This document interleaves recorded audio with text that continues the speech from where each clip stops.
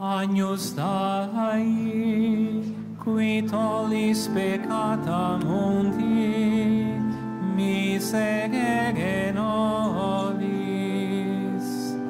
Agnus Dei, qui tollis peccata mundi, miserere nobis. Agnus Dei,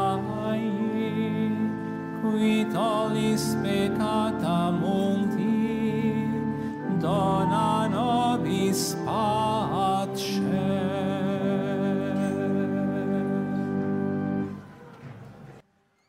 O Senhor esteja convosco. Ele está no meio de nós.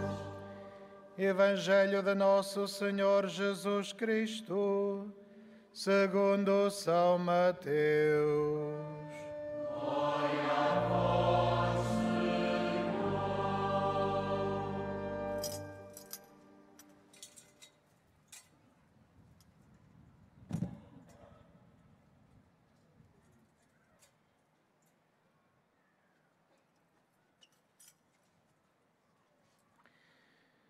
Depois de ter saciado a fome à multidão, Jesus obrigou os discípulos a subir para o barco e a esperá-lo na outra margem, enquanto ele despedia a multidão.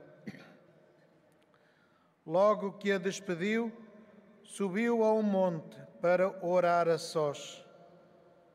Ao cair da tarde, estava ali sozinho. O barco ia já no meio do mar, açoitado pelas ondas, pois o vento era contrário. Na quarta vigília da noite, Jesus foi ter com eles, caminhando sobre o mar. Os discípulos, vendo-o a caminhar sobre o mar, assustaram-se, pensando que fosse um fantasma, e gritaram cheios de medo. Mas logo Jesus lhes dirigiu a palavra, dizendo: Tende confiança, sou eu, não temais. Respondeu-lhe Pedro: Se és tu, Senhor, manda-me ir ter contigo sobre as águas. Vem, disse Jesus. Então Pedro desceu do barco e caminhou sobre as águas para ir ter com Jesus. Mas sentindo a violência do vento e começando a afundar-se, gritou: Salva-me, Senhor! Jesus estendeu-lhe logo a mão e segurou-o. Depois disse-lhe: Homem de pouca fé, por que duvidaste?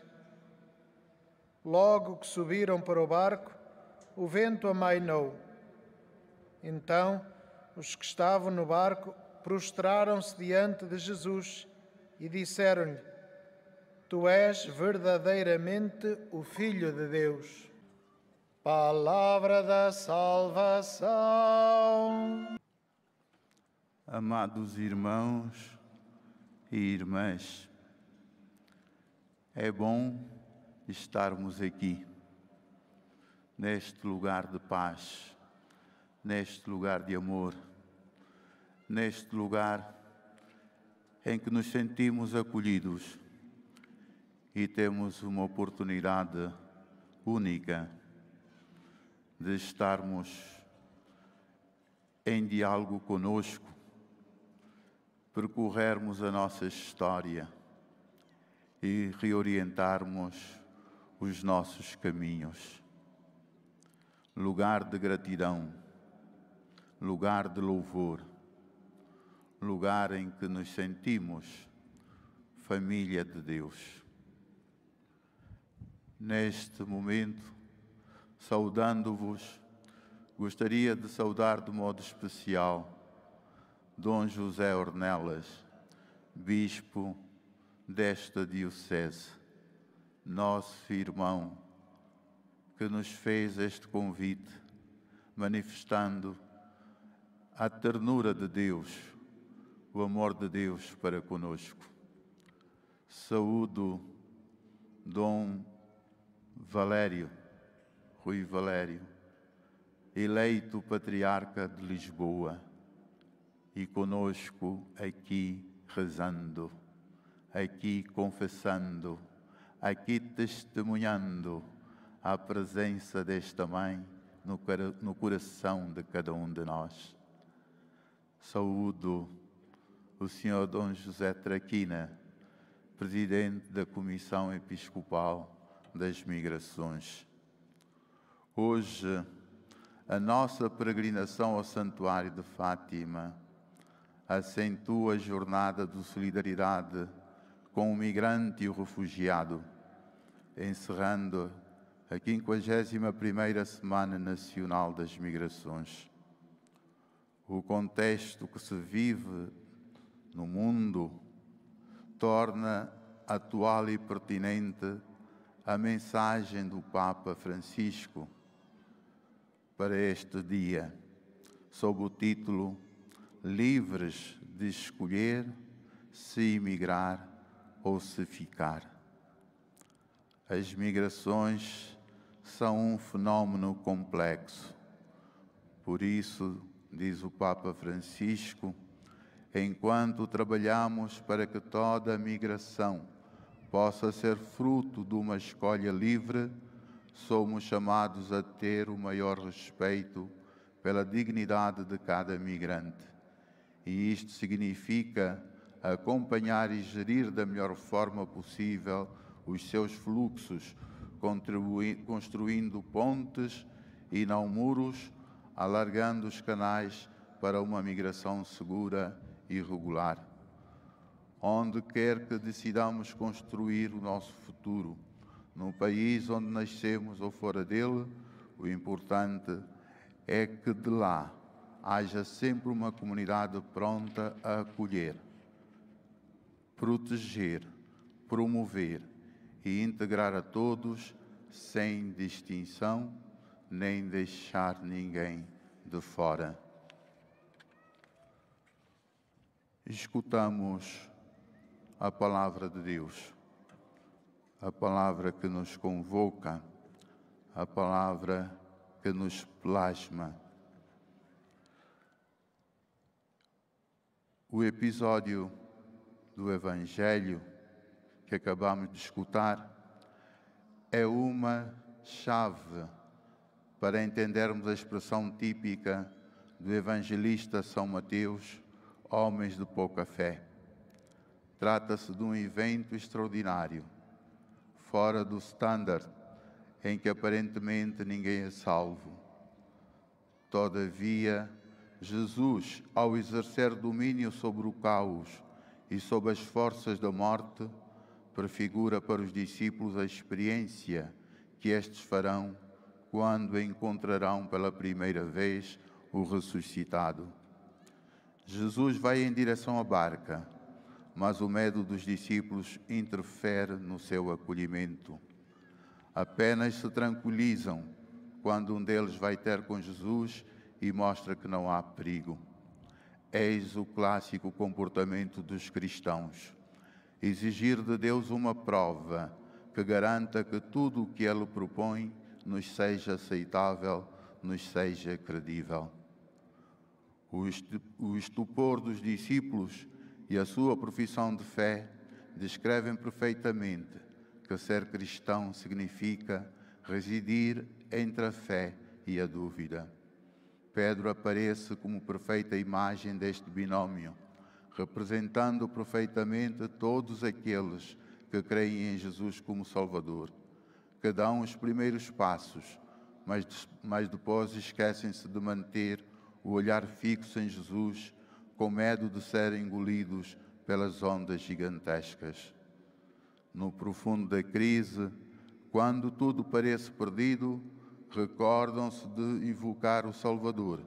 Então voltam a encontrar a graça suficiente, capaz de os livrar da debilidade. A dúvida dos discípulos é anterior ao momento em que Pedro se fez ao mar, ao encontro de Jesus. A sua dúvida exprime-se na frase condicional: se és realmente tu, então manda-me ir ter contigo sobre as águas. Se és realmente tu, então manda-me ter contigo sobre as águas, exprime toda a dificuldade de Pedro. Esta dúvida torna praticamente impossível o seu desiderato. A realidade é que não podemos edificar uma certeza sobre uma dúvida. Nestes casos, a dúvida é sempre um fator de insegurança, de desconfiança, de bloqueio. É sempre uma nuvem sombria. Assim, é no dia a dia da vida, em vários domínios, e em especial na vida afetiva, no namoro, no matrimónio. Valerá a pena juntar as nossas coisas? O passo que vamos dar é um mero sentimento momentâneo ou um compromisso de vontade e liberdade que abraçamos como projeto de vida? É a dúvida. A dúvida é uma dificuldade. Por outra, Pedro representa o risco da fé. Ser cristão é aprender a viver na incerteza. O conhecimento da fé não é exato como o da ciência. Aliás, a fé trata de realidades cuja importância é mais decisiva do que tudo o que podemos ver ou tocar.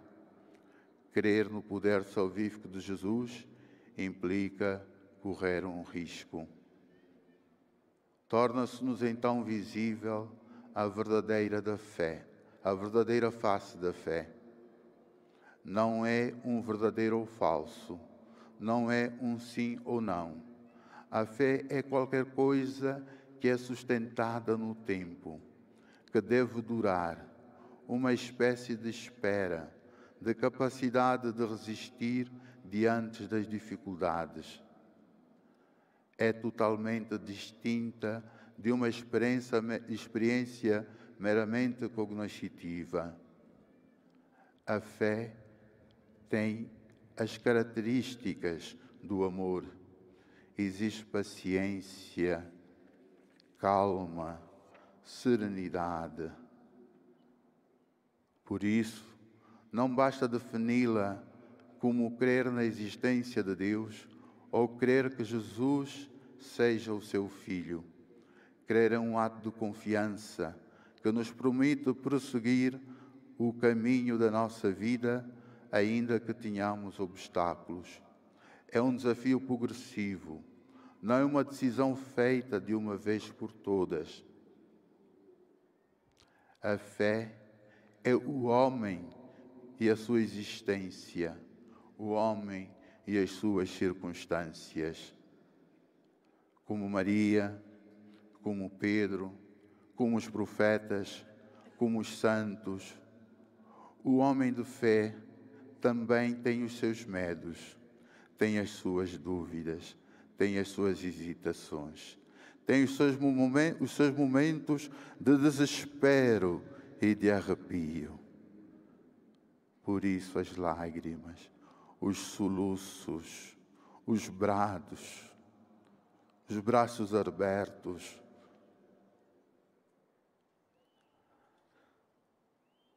como eles, às vezes experimentamos medos. Quem não tem algum medo? Quem não experimenta no seu coração dúvidas, preocupações, problemas que o fazem sofrer, dificuldades que parecem intransponíveis, mesmo para levar uma vida digna, doenças incuráveis. Diante de todas essas realidades, vem a voz de Deus quando vimos a Maria que nos diz: não temais, o Senhor está convosco. Fátima fala-nos desta presença de Deus na nossa história, na nossa vida, nas águas agitadas dos nossos oceanos, nas noites escuras da nossa vida. Não temais, o Senhor está convosco, está conosco, está contigo, meu irmão e minha irmã. Sabemos disso. Ele introduziu na história humana uma semente de redenção e de salvação que ninguém poderá destruir. Uma semente de redenção e de salvação que está germinando e que triunfará, porque o amor vence todas as dificuldades, porque o amor será a última palavra da história. Na sequência do relato do Evangelho, da agitação do Pedro, da aflição dos discípulos, Jesus toma a mão de Pedro e juntos sobem a barca. Neste momento, a tempestade amaina e todo o medo se afasta. Os espíritos e os corações se tranquilizam e quase as faces revestidas e com ar de pânico transformam-se em faces serenas, cheias de confiança e de paz. Ao nível literário, esta é uma perfeita metáfora sobre a fé. Diante de uma vida caótica, diante do mar em tempestade que é a nossa existência, é sempre possível enxergar, é sempre possível ver uma presença, ainda que ambígua, que pede para subir na nossa barca, no nosso único refúgio, construído de propósito para nos defendermos das intempéries, que agora começa a desintegrar-se pela hostilidade da força, do impacto da natureza. Ordenar que a fúria do mar se acalmasse, irmãos, era considerada como uma prerrogativa exclusiva de Deus. Neste facto, neste acontecimento, os discípulos tomam consciência do poder de Deus oculto em Jesus. A agitação do barco, o medo dos discípulos, as palavras de Jesus e o grito de Pedro fazem-nos compreender a presença de Deus nas nossas vidas, até nos momentos mais controversos, mesmo quando as noites parecem ser os dias e os dias parecem ser as noites, como canta o grupo Madre de Deus. Por isso, não tenhamos medo. O Senhor está conosco. Nós não estamos sós. Deus é nosso Pai. Jesus, nosso irmão. E Maria, nossa Mãe. Foi este o testemunho eloquente do Papa Francisco, nos dias mais silenciosos deste século, durante a pandemia, no silêncio mais profundo da Praça de São Pedro, e na já proclamada ausência de Deus por parte de muitos ciclos culturais, quando fez eco do grito dos descendentes de Abraão, de Eva, personalizado e manifestando a fé dos descendentes de Abraão. Tu és o nosso Deus, o Senhor da nossa história. Em Ti depositamos a nossa esperança. A presença de Jesus e de Pedro na barca permitem que a Igreja navegue com fé e segurança em cada época e situação da história humana. Não obstante as tribulações e perseguições, não obstante os defeitos, e de alguns dos seus membros. Este é o ponto mais alto desta narração evangélica. Passou o medo, deixando espaço à esperança.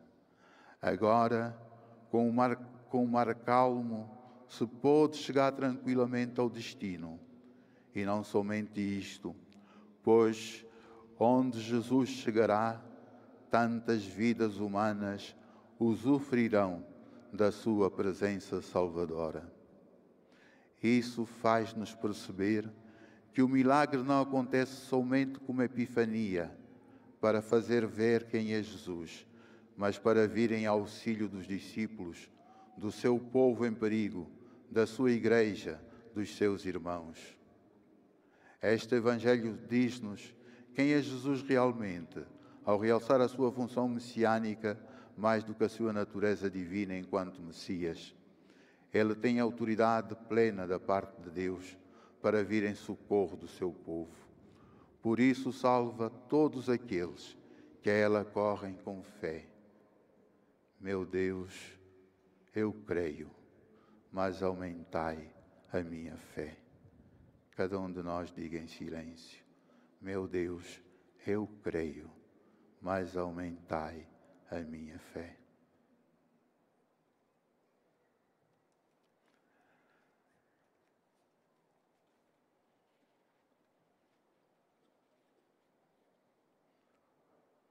A expressão inicial, homem de pouca fé, é usada pelo evangelista São Mateus para reprovar todos aqueles que não conseguem extrair força da própria fé.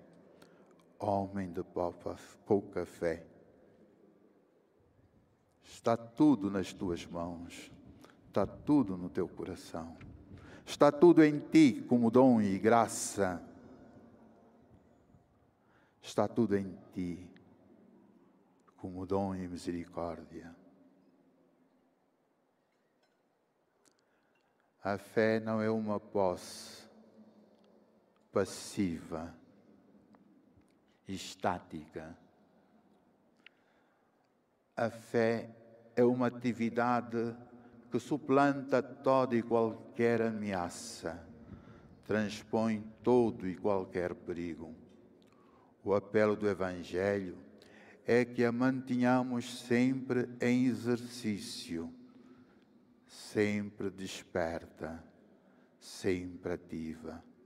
De contrário, atrofia-se como um músculo inutilizado, como uma faculdade não exercitada. Neste Evangelho, a fé não é uma realidade que começa do nada, mas um dado que começa a partir de qualquer coisa, de pequenas coisas, do pouco, e vai observando um crescendo. Porém, este pouco pode ser nada, se não se considera o encontro com Jesus, mas pode ser tudo e fazer a diferença se se continua a caminhar com Jesus. Ter pouca fé significa crer em tantas coisas belas e agradáveis, menos na potência da relação pessoal com Jesus. E cada um de nós é uma potência da presença e da graça de Deus. Por fim, o verbo duvidar, emprego por Jesus, também típico de São Mateus, faz-nos perceber ainda melhor que a existência cristã é uma mistura entre fé e dúvida. Dúvida não somente em relação a Jesus, mas também em relação aos próprios discípulos, à sua missão, à novidade da sua existência diante do evento profundamente perturbador que nos impinge a mudar de vida. Como sabemos, irmãos, toda mudança atrai certa preocupação, sobretudo se for radical. Somente na beleza da graça somos capazes de subordinar a dúvida à verdade da fé. Verdade esta que configura toda a nossa caminhada terrena, quando se deixa moldar qual Maria, a Virgem de Fátima, que sem entender completamente, aceitou o projeto de Deus com um fiat, com um sim. E colocou-se imediatamente a caminho, dando mãos à obra, sem muitos cálculos e sem muitas teorizações. Desde então, a sua vida foi ganhando tonalidades de um discipulado que envolvia todo o seu ser, e sem esta sequela, a sua própria vida já não pode ser compreendida. Também nós fazemos este discipulado. Entremos nesta escola de vida feita de fé ativa e viva. Entremos na escola desta mulher pobre e simples, que é feliz porque acreditou. Amém.